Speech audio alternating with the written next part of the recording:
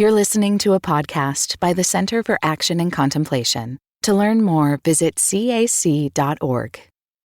I've made a lot of mistakes in my life, but there's one that I can barely talk about. Years ago, in the early days of the internet, I was a pastor and our church started a listserv. It was like a chat room that you participated in by email. It provided a way for folks from our church to interact before the days of Facebook and Instagram. One day in our listserv, someone posted something that was deeply judgmental and offensive to gay people. That was pretty common in those days, especially among conservative church folks who assumed that all good Christians agreed with them, that LGBTQ folks were sinners, objectively disordered, and so on. I wasn't really in that camp myself, but I wasn't very outspoken about it. A man in our church emailed me separately from the listserv. He was gay, but was not out yet. So he didn't want to post as himself, but he had privately come out to me and he wondered if I would post something for him on his behalf, asking everyone on the listserv to understand how homophobic that comment felt to him, how it made him feel pain, and how it made him feel maybe he wasn't wanted or didn't belong in our church. And of course, I was happy to do so. So he sent me something, I cut and pasted it and put it into the listserv. And soon people responded to him. Some of them responded with a lot of sensitivity. Some of them responded with all the predictable fire and brimstone. But the conversation now was happening. Whenever he wanted to post a response, he would send it to me and I would cut and paste it and put it in the listserv. And this went on, as I now recall, for a few months. Well, you can probably see what's coming. Yes, by mistake, I included his email address in one of my rushed cut and paste jobs, which meant that I outed him. Someone called me. Brian, are you aware what you just did? I had no idea, but it was too late. His email address and therefore his name was out there. That literally was one of the worst nights of my life, and I've had quite a few really bad ones. I had hurt somebody who trusted me. It was unintentional, but it was because I was rushed. It was because I hurried. I wasn't careful enough. And just as an uncareful driver can cause an accident that harms other people, my action had really harmed this dear brother and his family. I went over to his house. He was devastated. He knew I had just been trying to help. He knew I cared, but still, I'd really hurt him and messed up and complicated his life. I had caused one of the biggest disruptions in his life to that point, and I didn't know what I could do. I just sat in his living room on the verge of tears. I just felt this cinder block in the pit of my stomach. And he looked at me across the room. He didn't cuss me out. He didn't yell at me. Didn't tell me to go to hell. Didn't threaten revenge. He forgave me. In fact, we're still friends to this day. The issue of LGBTQ equality and identity is, among other things, a classic case of people struggling to see the reality of their neighbors. It is a kind of bias in that if we grow up without gay people in our lives, we never hear their stories. We only hear the stories of people who are not gay offering their perspective on gay people.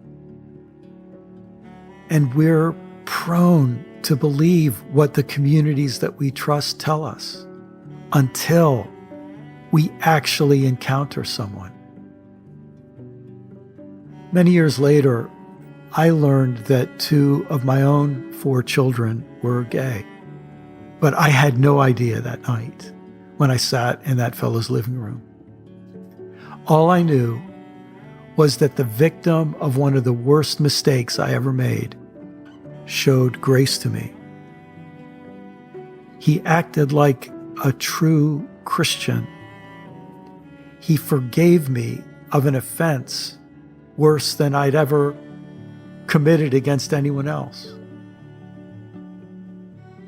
And I couldn't help it in the days and months and years that followed, that when I heard people say insulting, insensitive, judgmental things about gay people, now it was part of my data set that the most gracious act that had been done to me in my adult life, the most gracious act was from a gay person.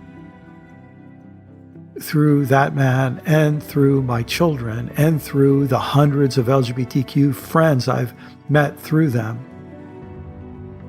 I see my LGBTQ friends as beautiful people, as courageous, resilient, misunderstood, beloved people. And I wonder, why can't others learn to see them that way?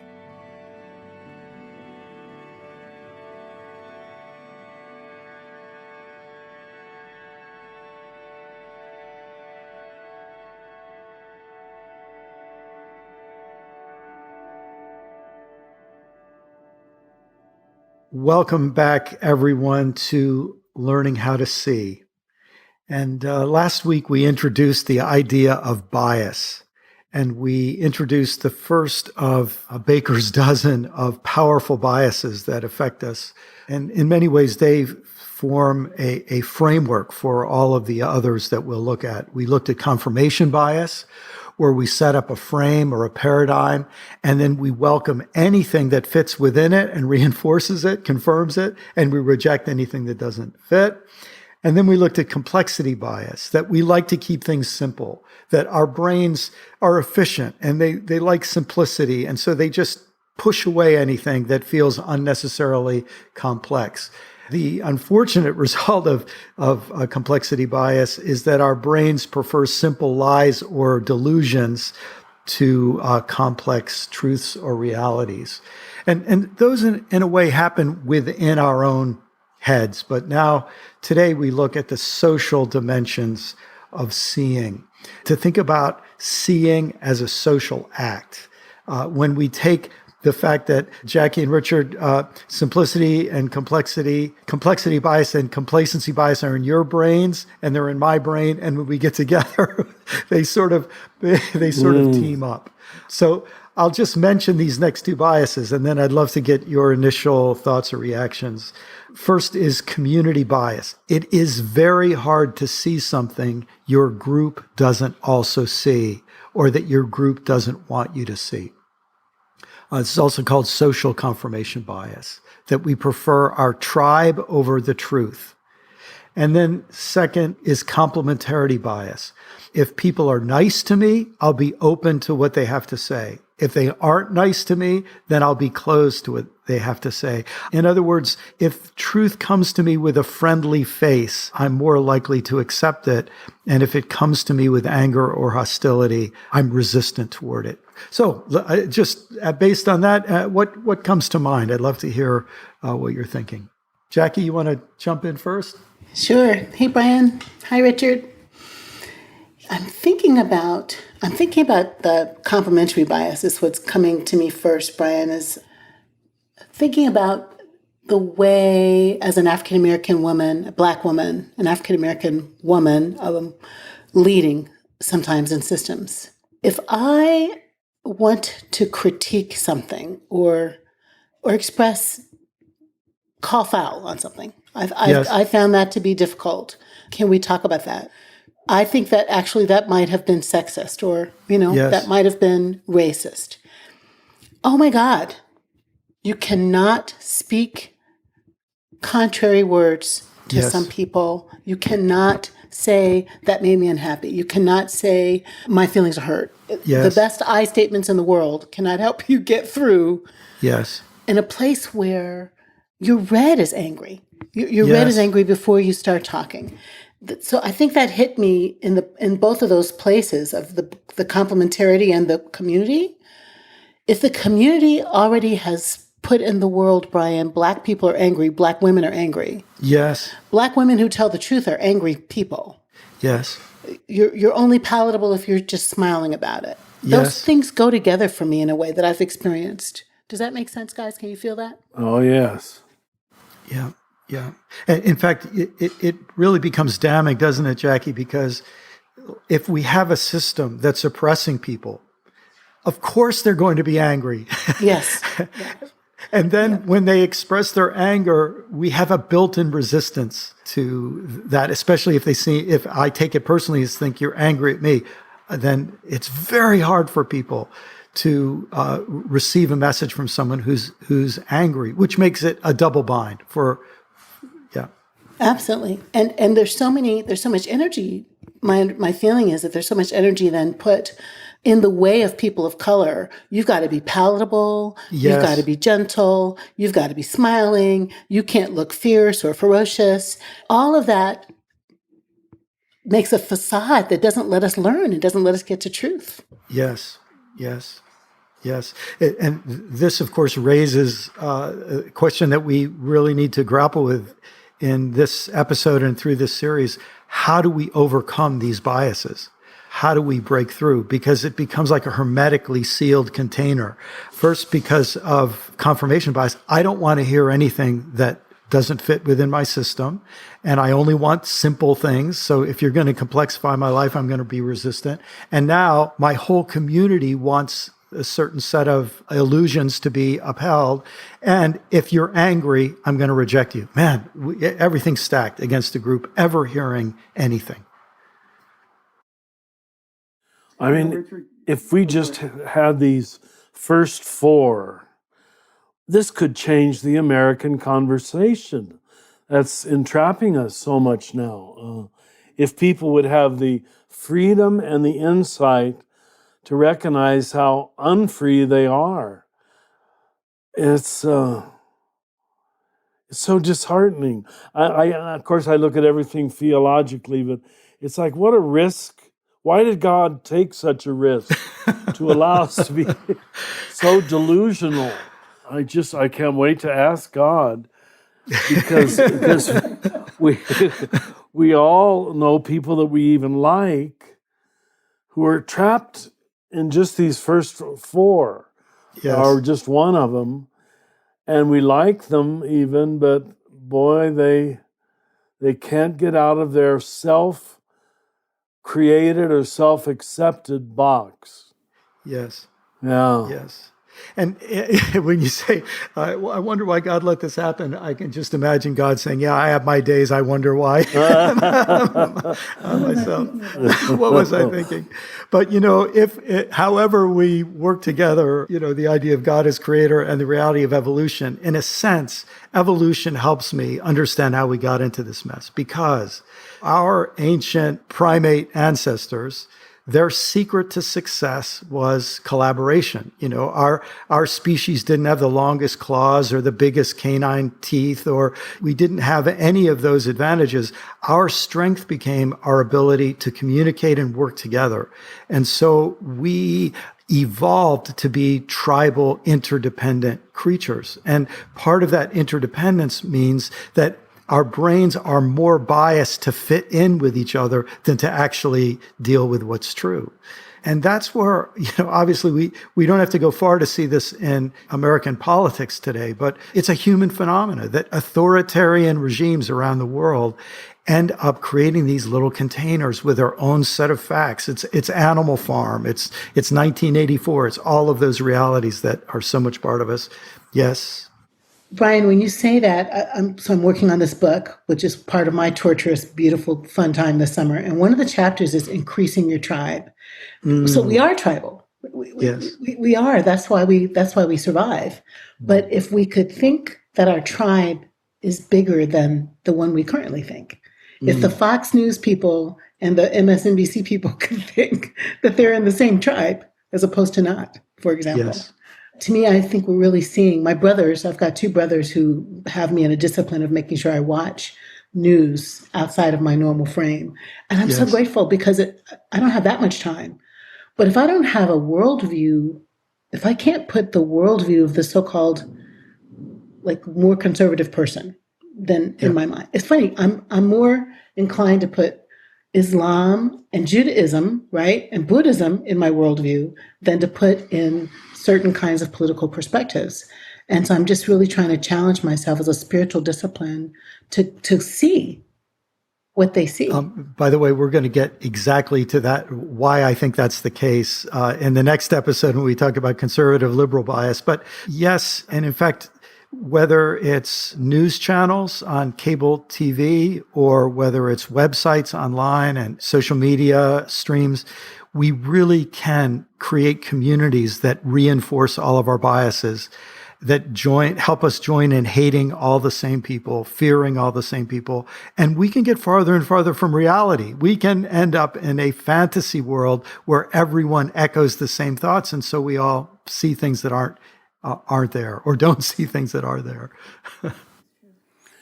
This is allowing me to be more compassionate in this way, that I realize even folks who are submitting to their community bias or complementarity bias, they're people who want to be loved, want to be liked, and I just can't stand against my group and experience that alienation, being the outlier, the outsider.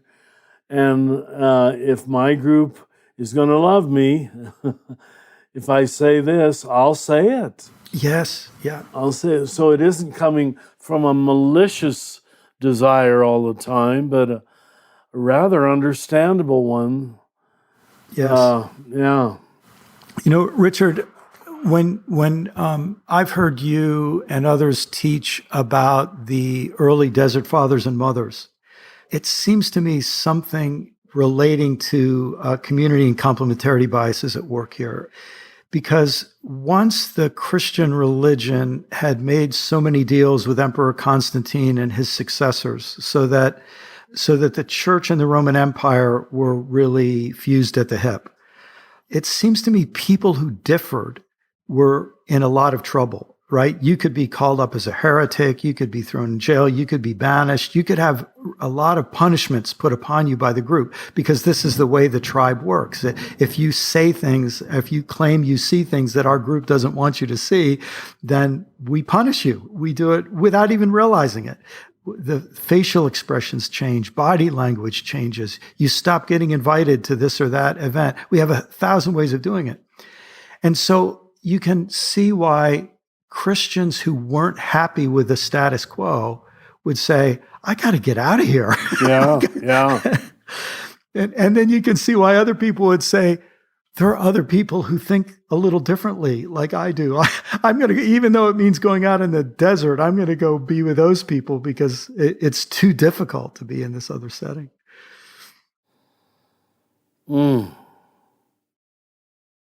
I think it's true. I think that's, the sense of the primordial need to belong. Yes. That search for the face that won't leave us, the desire to be connected, is a really strong biological desire. And it may be that it's impossible for me to know anything totally alone.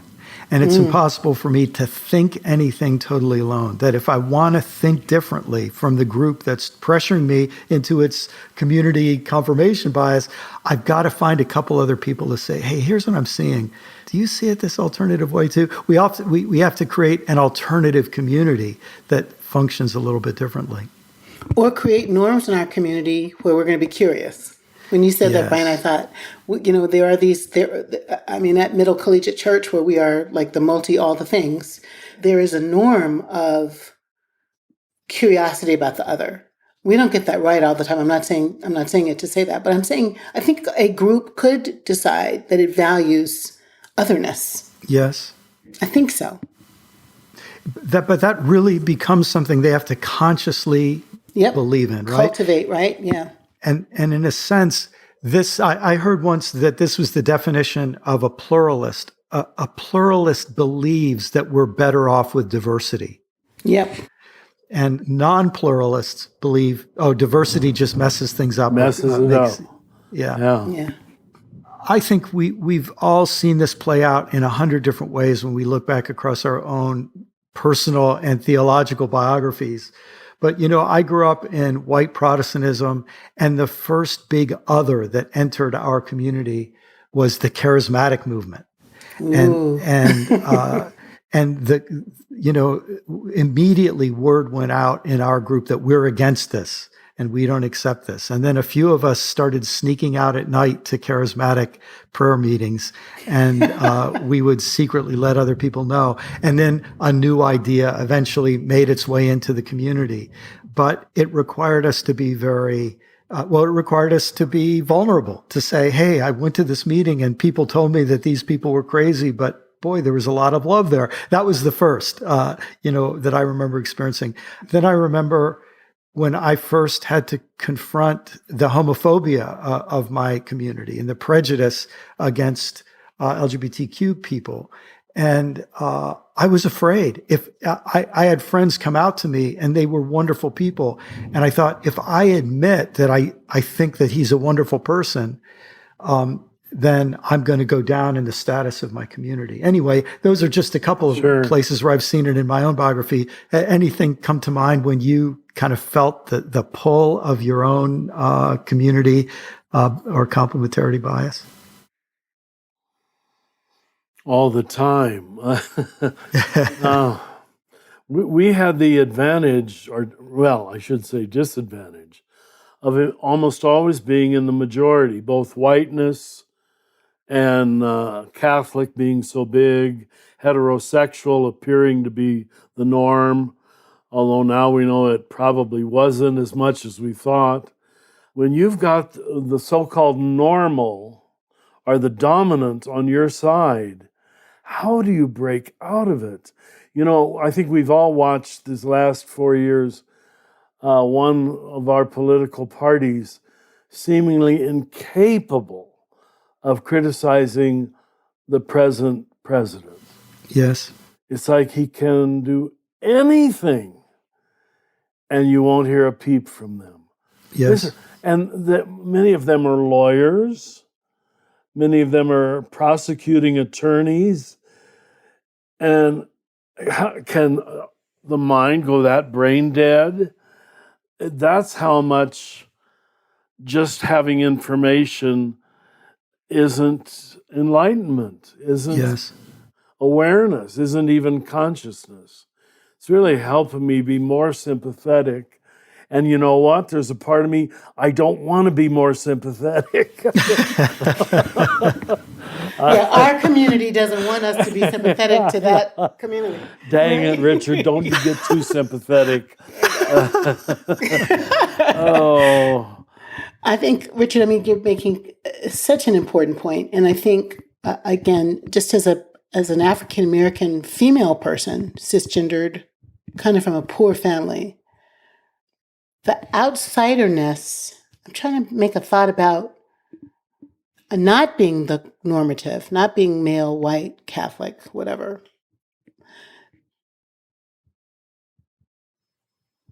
There's something about the outsiderness that could feel like it's not making the same kind of biased tribe, but actually I think it does as well. I'm trying to take a risk to say,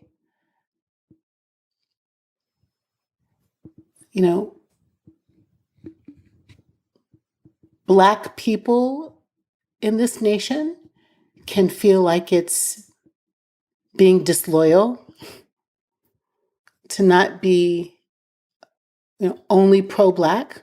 Mm. There can be pressure on queer people to be in the queer church, not the everybody church. Do you know what I mean? This same kind of survival by circling up our wagons happens for people on the margins as well. Yes. And in some ways, people on the margins might feel a stronger need to stay together to survive. Yes. Jewish families who don't marry outside of the Judaism or something, Yes. as an example of what I'm thinking. That's right. So I want to add one more bias to our mix of social knowing and social seeing in just a minute. But first, I just think I want to let that comment sink in, Jacqui, and it really creates to me almost a need to take a walk and just let that thought sink in for me as an individual, and maybe for each person who's listening, to say, who am I and what are the groups I'm part of, and how do they become self-enclosed groups, and we're only allowed to see certain things and say certain things. And if I'm a majority, it affects me in one way. If I'm a minority, it affects me in another way. Jacqui, years ago, you gave me a book that really has helped me on racial identity theory. And what that book helped me understand is that to be a racial minority, for example, in a white dominant culture, there's a process where a child grows up and thinks, well, I'm just a child. I'm the beloved child of my parents. And then the child has to become aware, hold it, there's something about my skin color or my, first language or whatever that makes me different. And then they have to go through this process of reconciling their identity as a beloved child in this close-knit, wonderful family with this hostility from the outside. Right. And that's something that white people almost never have to do. Never. That's right. A black pastor said to me recently, the hardest thing about my job is that I'm the pastor of a church of mostly white people who don't know they're white. Oh, wow. Meaning they've never had to come to terms with the fact that they actually belong to a group. Mm-hmm. That's such a good point. When I was first out of seminary, Brian, and, I'm embarrassed to say, but I had never asked myself as a young adult, living and working in the world until I was 30, anything about gay. It didn't cross my mind. It wasn't in my mind. Of course, there were gay people. I didn't have a theological wrestling with it, or I just didn't, until I got to Princeton, and everything was about yellow ribbons and who can get ordained and I was like, what is going on? But the Bible says, where does it say it? I had no idea. So, you're looking up these 7 or 8 texts and you're getting your hermeneutical groove on and trying to figure out what you really think. So I took my new wisdom to my family reunion that summer, and all my with it progressive Black cousins, all sitting around playing cards. And I'm saying, guys, did you know that there's scriptures in the Bible that say things about gay people? And have you ever read them? And what do you think? And they were like, it just says it's wrong. I said, well, where? Let's talk about it. To make a long story short, that whole weekend was this blowing up of Jacqui's not Christian enough. Yes. Because I was no longer anti-gay. I was never anti-gay. But that was the community or the tribal perspective. Yes. Do you feel me? Yeah. Yes. And I was like, I decry that. And so then I wasn't in the Christian club enough for moving theologically left. This is the kind of movement that happens all the time for us. And even in the evidence of things that could change our minds and crack our hearts wide open, we don't feel safe to move because we'll feel rejected by our kin. There it is. Well, I want to introduce one last, more bias under this social category we've already touched on. And Jacqui, your story is the perfect segue into it. And that is contact bias. Mm-hmm. If we don't have contact with a person or a kind of person or a group of people, then we can't see what they see. It's sort of obvious. And the data on this, I don't have the numbers right at hand, but it'd be easy for anyone to look up. But I come from a white evangelical background. If you look at white evangelicals who have 0 gay friends, and then compare it to white evangelicals who have 1, 2, or 3 gay friends, what happens is just having a couple of gay friends begins to change people statistically, because now we have contact. And here's the way that groups, it seems to me, become so dangerous. Our groupthink becomes so dangerous. If I'm told that anyone who's not, who is of a certain category, gay, Muslim, Jewish, atheist, Buddhist, whatever, right, is they're dangerous, they're of the devil, it's a slippery slope. My only context with them can be to try to convert them, to try to convince them they're wrong, or I'm always on my guard. But when I open my life and open my heart to receive them as a human being, I show hospitality to them. I actually love them as my neighbor. I love them as myself. Now I'm exposed to contact, and that puts me into conflict with my community and their assumptions. That's what happened to you that weekend. Yeah, exactly. Yeah. So many people who come through the living school here have stories like that. In fact, almost all of them. That it was contact with a good, virtuous, admirable person outside of their select group. Something has to puncture your false certitude of superiority. I bet we're probably going to get to that yet, but what you just said is so true in my experience with the students here. Yes. Richard, you, I think, hit the nail on the head for this in something that I've heard you say many times, and each time you say it, it just rings true. And that is that we tend to stay stuck in our first half of life, in our very simplistic confirmation bias circle, until great love or great suffering breaks us out of it. And so we meet someone from outside of our group. We have contact with them, and we experience great love for them. And we see that what Jim Finley calls the deathless beauty in them.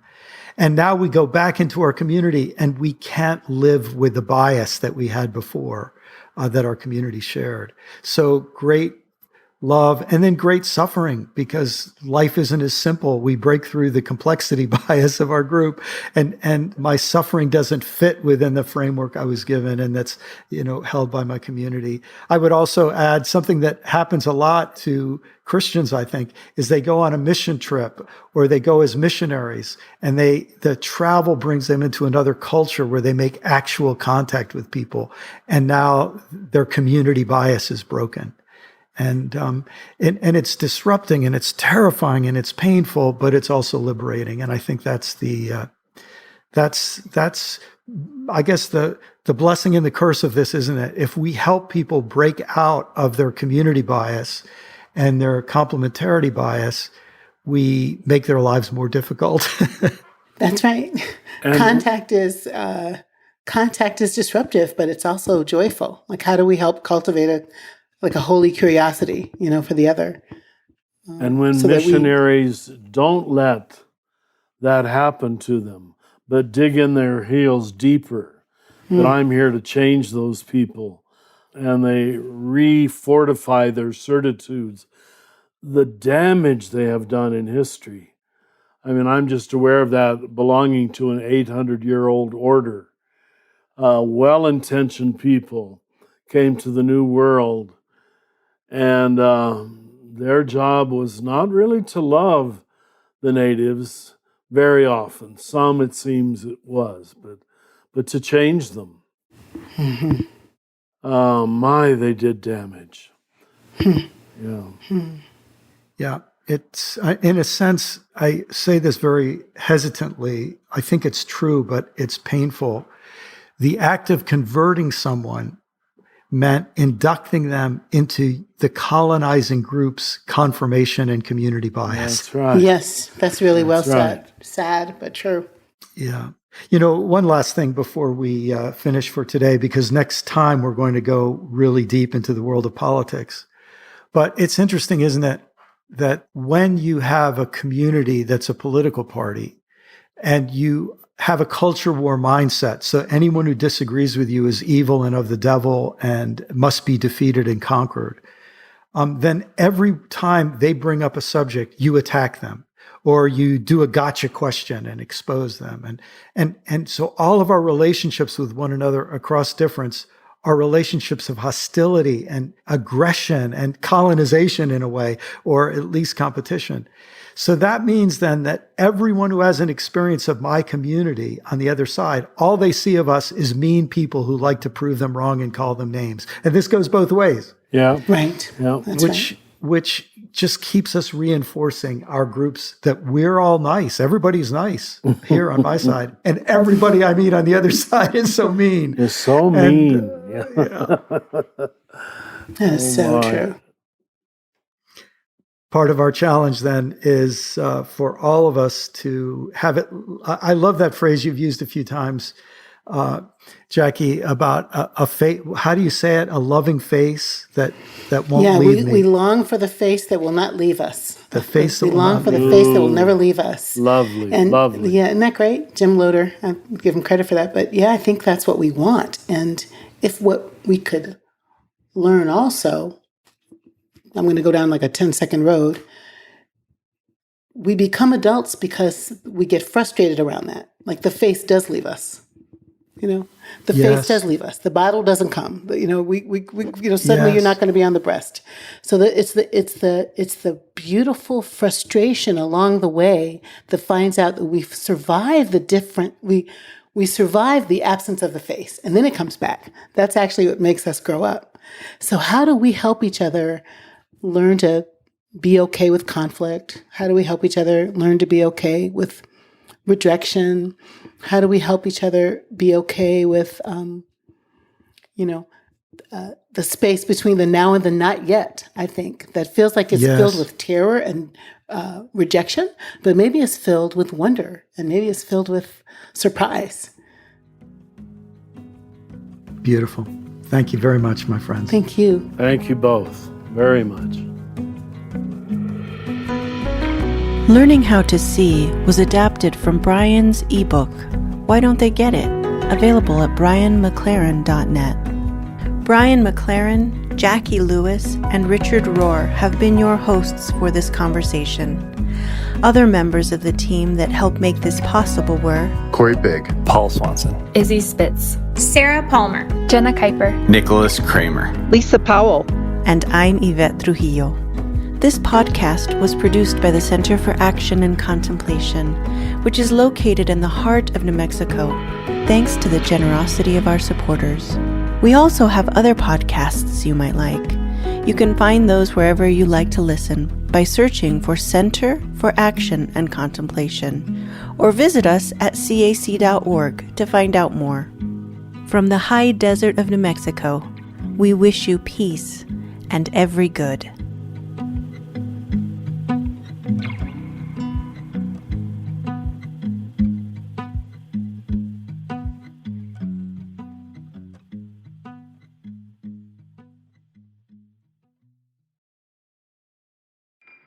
Do you feel called to walk a more contemplative path? The Center for Action and Contemplation is an educational nonprofit supporting the journey of inner transformation. Our programs and resources will help grow your consciousness, deepen your prayer practice, and strengthen your compassionate engagement with the world. Learn more about our resources, such as publications, podcasts, email series, and events at www.cac.org.